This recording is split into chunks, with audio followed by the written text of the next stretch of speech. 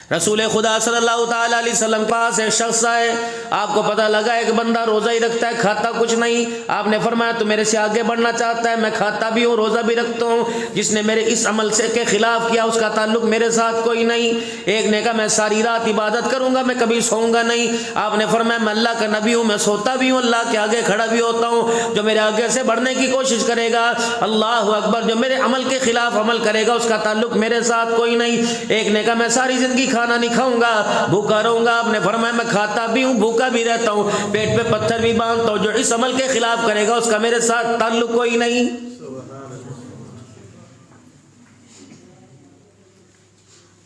جب ہم نے آپ نے کلمہ پڑھ لیا لا الہ الا اللہ محمد الرسول اللہ صلی اللہ تعالی علیہ وسلم، اتنا قانون ہمارے پہ پابندی نہیں لگاتا جتنا میرے عزیزو اللہ اس کلمے کے صدقے ہمارے پر پابندی لگا رہا ہے۔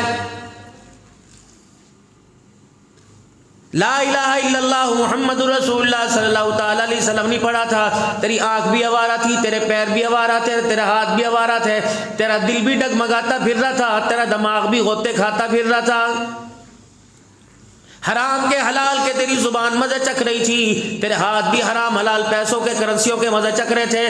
جب تو کلمے والے دائرے میں آ گیا تیرے پہ باڑ لگ گئی، اب آنکھ بھی میری مرضی کے مطابق چلے گی، اب آنکھ میری مرضی کے مطابق دیکھے گی، ہاتھ میری مرضی کے مطابق دیکھے گا، خبردار تجھے بالوں کا سائز بھی میری مرضی کے مطابق بنانا پڑے گا۔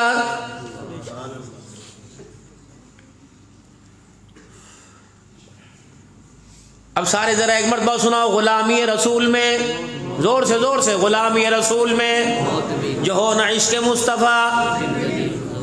پکی بات ہے، خدا کے گھر میں تم نے کہا، اب بتاؤ گھر کے اندر عشق مصطفیٰ ہے؟ کردار میں ہے، کپڑوں میں ہے، کسی کے بال یہاں لٹک رہے، کسی کے بال یہاں لٹک رہے۔ ہمیں یہی نہیں پتا کہ جس سے ہم محبت کرتے ہیں، جو ہمارا آئیڈیل ہے، جس کے قدموں میں اللہ نے دونوں جہانوں کی کامیابی رکھی، آپ کے بال رکھنے کا طریقہ کیا تھا؟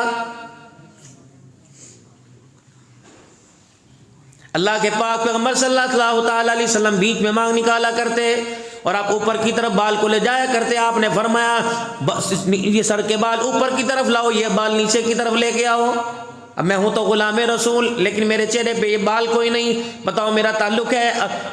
پھر قدرتی بات ہے جو حضور صلی اللہ علیہ وسلم کی سنت کے خلاف کرتے کہتے اللہ نبی وارث ہے، اور اللہ کے بندو یوں تو کہہ دو توبہ اللہ مجھے معاف فرما دے، حضور پر الزام تو لگاؤ۔ قیامت کے دن نبی کا نواسا جناب حسین رضی اللہ تعالیٰ عنہ روتا ہوا آئے گا کہ یا رسول اللہ نہ میں بچا، نہ میرا بچہ بچا، نہ اس کا بچہ بچا، خاندان کے خاندان لٹ گئے۔ یہ فیصلہ بعد میں تیری سنتوں سے منہ موڑ کے کہتا تھا اللہ نبی وارث ہے۔ اگر آپ نے ان کو بتایا تھا کہ جو مرضی کر کے آنا میں تیرا وارث بن جاؤں گا، تو بتاؤ مجھے کربلا میں کیوں کٹایا، میرا قصور کیا تھا؟ میں نے بتا دسو،